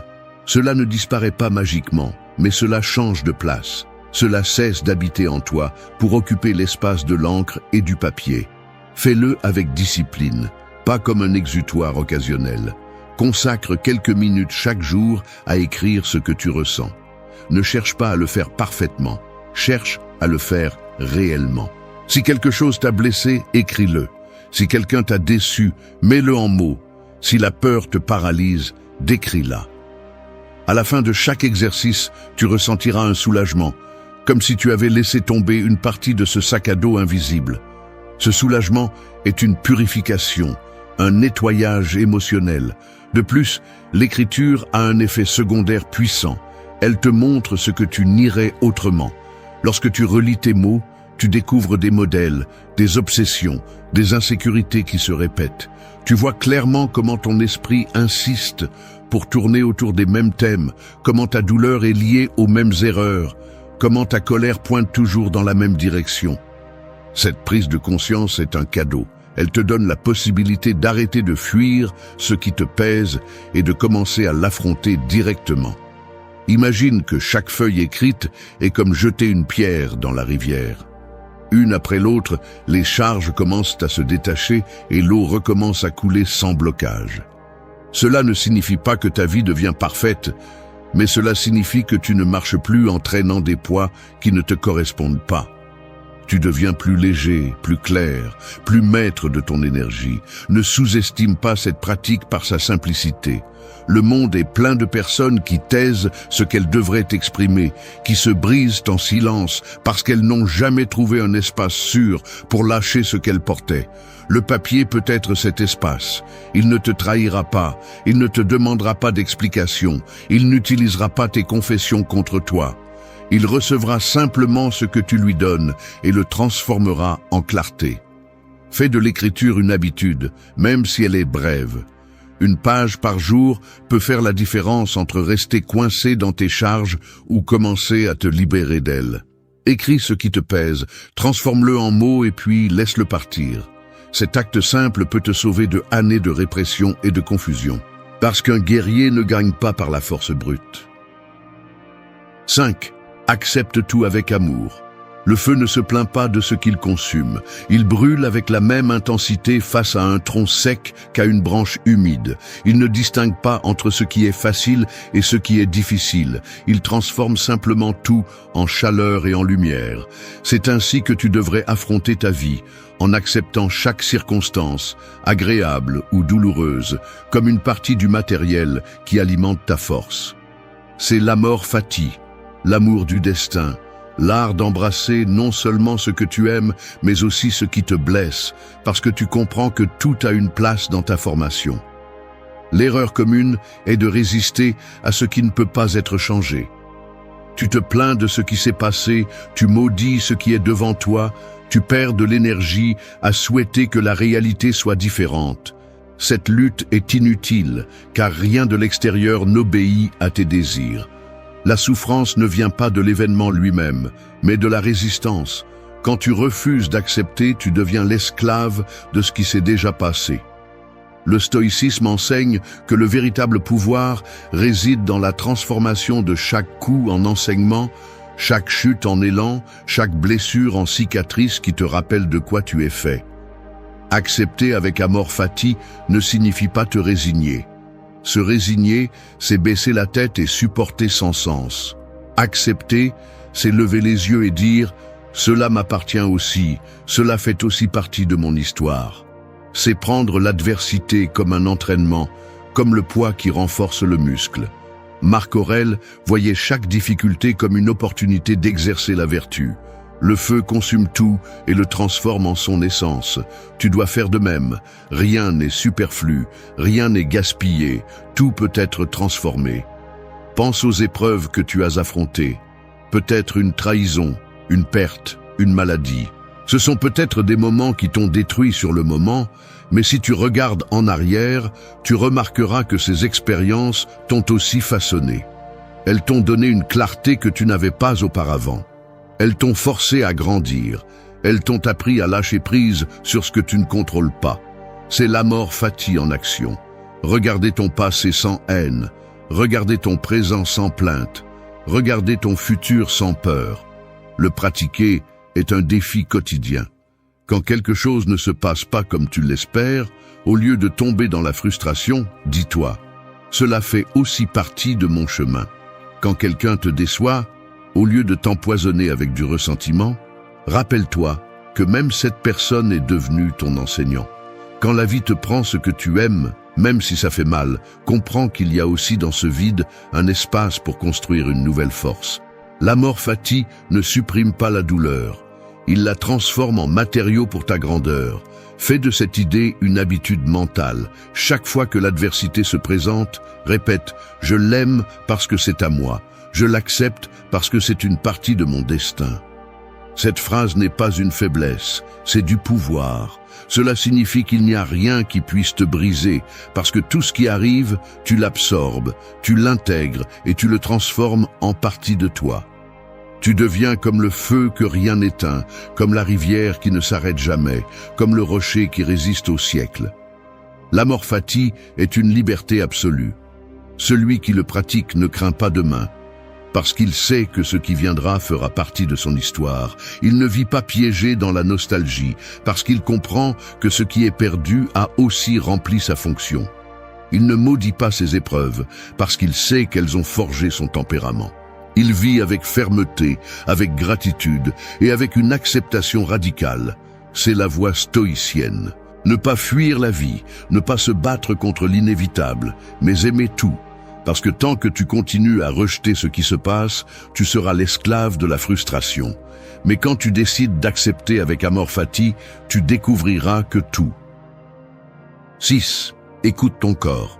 Un exemple, le cheval fort peut parcourir de grandes distances, mais si son cavalier l'ignore, le force à courir sans repos, le charge avec plus de poids qu'il ne peut supporter, tôt ou tard, il tombera épuisé au milieu du chemin. Ce cheval est ton corps. Tu l'exiges, tu l'exploites, tu le remplis de tension et silencieusement tu le forces à porter tout ce que ton esprit ne sait pas gérer. Tu penses que tu peux l'ignorer parce qu'il continue à fonctionner, mais le corps finit toujours par passer l'addition. Et quand il le fait, il ne pose pas de questions, il arrête simplement ta progression. Le stoïcisme ne séparait pas le corps de l'âme. Pour eux, la force physique et la clarté mentale étaient deux faces de la même pièce. Un esprit discipliné ne peut pas habiter dans un corps négligé. Sénèque rappelait que la tempérance s'exerce aussi dans la façon dont tu traites ton corps, car la santé fait partie de ton devoir envers toi-même. Il ne s'agit pas de culte de l'apparence ni d'obsession superficielle. Il s'agit d'écouter les signaux que le corps envoie et de répondre avec respect. Chaque émotion que tu n'affrontes pas trouve son moyen de se manifester physiquement. L'anxiété serre la poitrine, la tristesse alourdit les épaules, la colère durcit la mâchoire, la peur s'installe dans l'estomac. Le corps devient la carte de ce que ton esprit tait. L'écouter, c'est apprendre à lire ces signaux et ne plus les réprimer. Car ce que tu n'exprimes pas en mots, tu le cries avec des douleurs. Ce que tu ne lâches pas en pensée, tu le portes dans des muscles tendus. Écouter ton corps signifie lui prêter attention au quotidien. Remarquer comment ta respiration change lorsque tu es perturbé, comment ton cœur s'accélère face à un problème, comment tes mains se contractent lorsque tu ressens de la colère.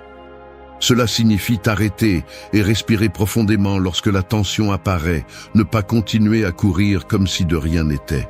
C'est te donner de l'espace pour bouger, t'étirer, t'exercer, car le corps a besoin de mouvement pour libérer l'énergie qu'il accumule. Ne confonds pas ce conseil avec la faiblesse. Prendre soin de ton corps n'est pas te complaire excessivement, ni vivre dans un confort éternel.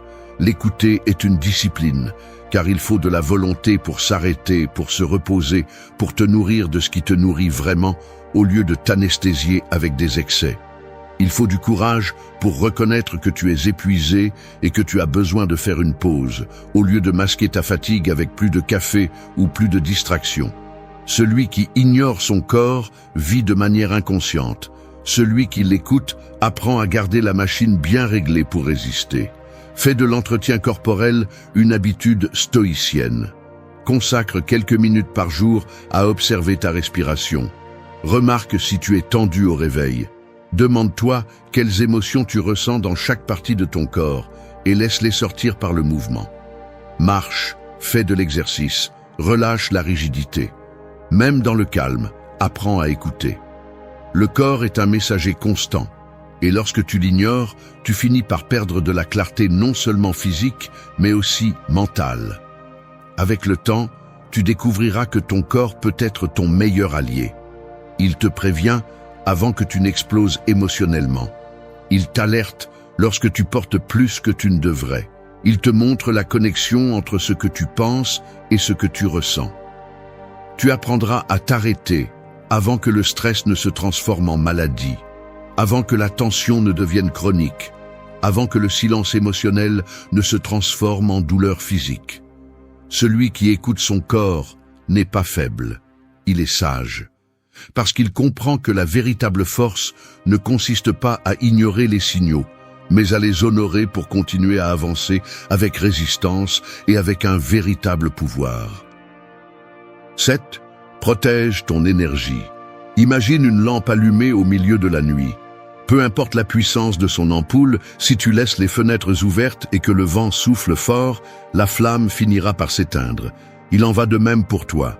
Tu peux avoir de la volonté, des projets, du talent et de grands rêves, mais si tu ne fermes pas les portes par lesquelles ta force s'échappe, tôt ou tard, tu finiras éteint, épuisé et sans clarté pour ce qui compte vraiment. L'erreur est de vivre en croyant que l'énergie est inépuisable. La plupart des gens se livrent à des discussions absurdes, absorbent les plaintes des autres, consomment du contenu vide pendant des heures et se demandent ensuite pourquoi ils n'ont pas de force pour l'essentiel. La réponse est simple. Chaque chose que tu laisses entrer dans ta vie a un coût, et ce coût est toujours payé avec ton énergie. Le stoïcisme avait bien compris ce principe. Marc Aurèle écrivait que l'esprit doit rester libre de ce qui n'apporte pas de valeur, car ce qui nourrit ta pensée détermine la qualité de ta vie. Si tu permets à tout et à tous d'avoir accès à toi, ton énergie se dilue dans des milliers de directions.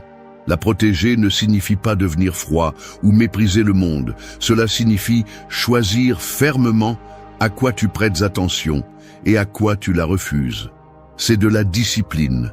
Celui qui ne prend pas soin de son énergie finit par être l'esclave de l'épuisement, vit en réagissant à l'extérieur et n'a jamais de force pour ce qu'il veut vraiment construire. La pratique commence par l'honnêteté.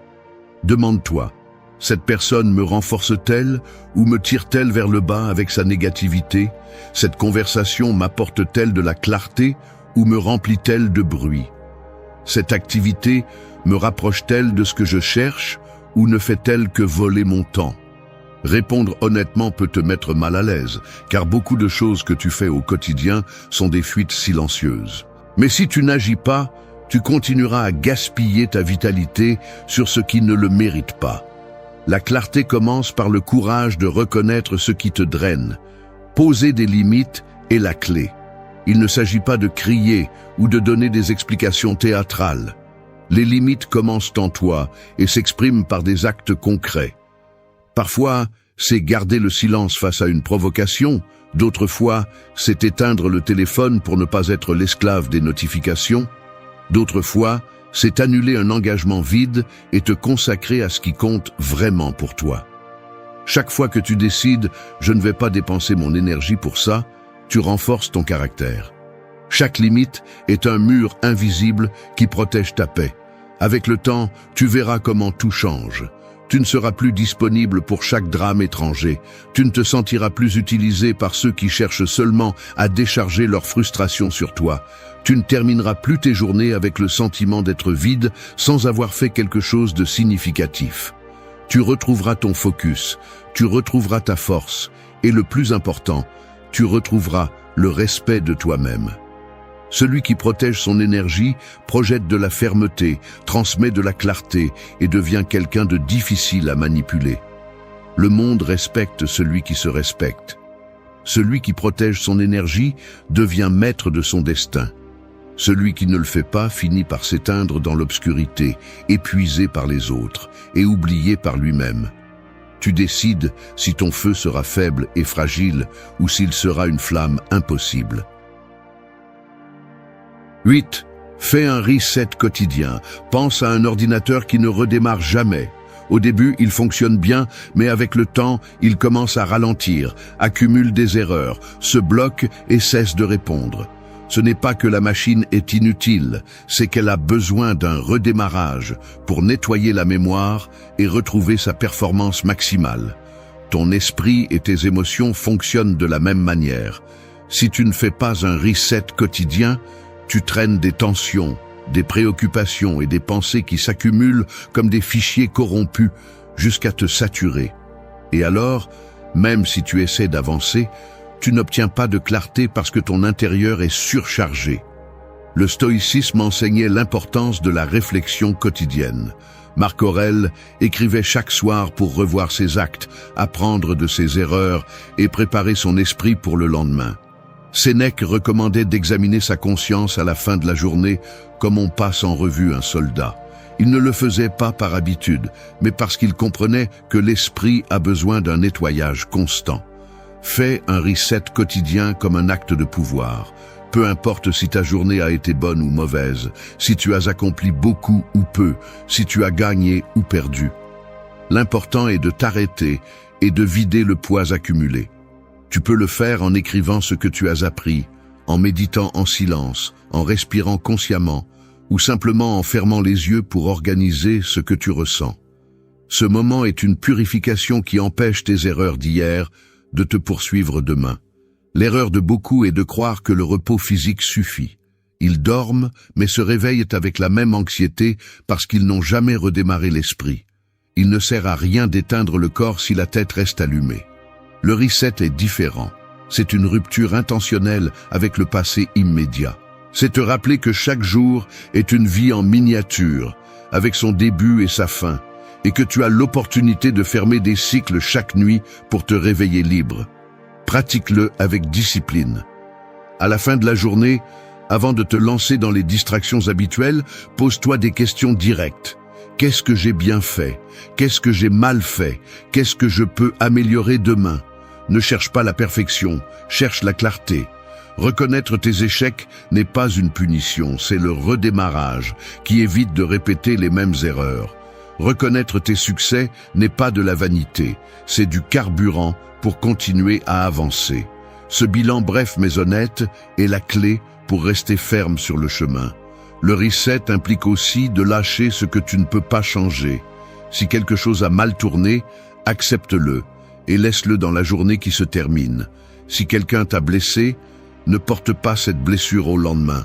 La nouvelle aube ne mérite pas de recevoir ta vieille colère ni tes frustrations accumulées. Avec le temps, cette habitude transforme ta vie. Tu deviens plus conscient de la façon dont tu utilises tes heures, plus capable d'apprendre rapidement de tes erreurs et plus résistant à la frustration. Les autres le perçoivent dans ton regard et dans ton attitude. Ils te verront avancer avec calme et fermeté, sans traîner de drame ni d'obsession. Et cette différence est notable, parce que pendant que la majorité porte des semaines et des mois de poids émotionnel, tu commences chaque jour comme s'il était nouveau. Rappelle-toi la métaphore de l'ordinateur. Aucun système ne peut fonctionner correctement sans un redémarrage. Toi non plus. Fais de ton reset quotidien un rituel non négociable. Ce n'est pas une faiblesse, c'est une stratégie. Parce que celui qui sait terminer la journée avec clarté se réveille avec du pouvoir. Et ce pouvoir est ce qui sépare ceux qui avancent librement de ceux qui restent coincés dans le même cycle sans fin de charges passées dans ton esprit qui échoue.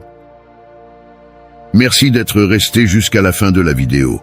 Si vous avez tout vu, commentez « Je suis stoïcien » comme notre signe secret, indiquant que vous êtes un véritable apprenant du stoïcisme. N'oubliez pas de vous abonner et de liker la vidéo si elle vous a plu. Rendez-vous dans la prochaine vidéo et rappelez-vous, continuez à cultiver votre esprit stoïque.